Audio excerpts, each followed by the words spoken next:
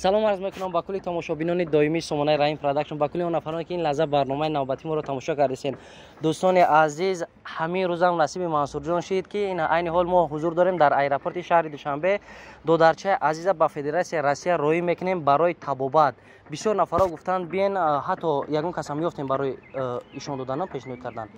دکترها همش گفتگن فقط باید ای پیش برن دیاگنوز همش بینن، توموگرافی همش کنن، اتویتی انیقشون میبره. دوستان عزیز چی گفتنیم که حوزه ایرپورت مسکو رسیدن پیشوازگیری همشون با نوار میگیرن. ان شاء الله پیشنهاد شما میکنیم فقط در حق دو درچمون دعا کنه که خداوند امی خیر رفیسه ایسو پای خودش قطع بخیزه، ساق سلامت به نزد ما بیا. ان شاء الله باوری کامل داریم.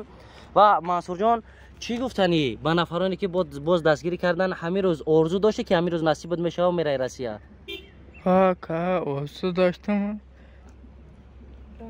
رحمت هم تونده اکو دستگیری کرده مینا دو شما رفتی مرایو دادن ببروری ها؟ نه که انیق؟ نه مادر جان عزیز، شما چه این روزی که انتظار بودین انشالله که نصیب هر یک ما و شما شد، باز چی گفتنین؟ چون که شما در راه سفرین باز به نزد غریبا میرین، با غریبا را چی میبرین؟ کلچه میبرین؟ چی میبرین؟ کلچه. سلام علیکم با کلی مردم غریب تاجیکستان.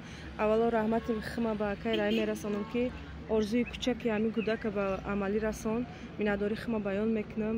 مثال باور نداشتم که در مدتی کوتاه همین کاری ما حل میشه.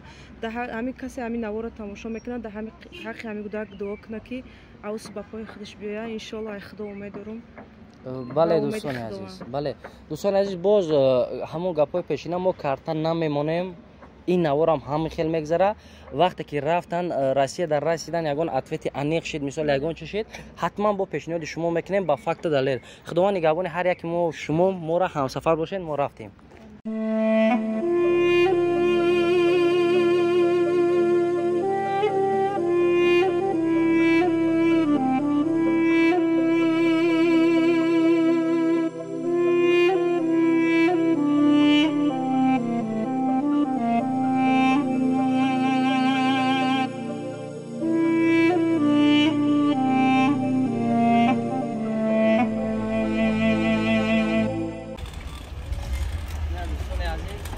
تاجیکستان خیر.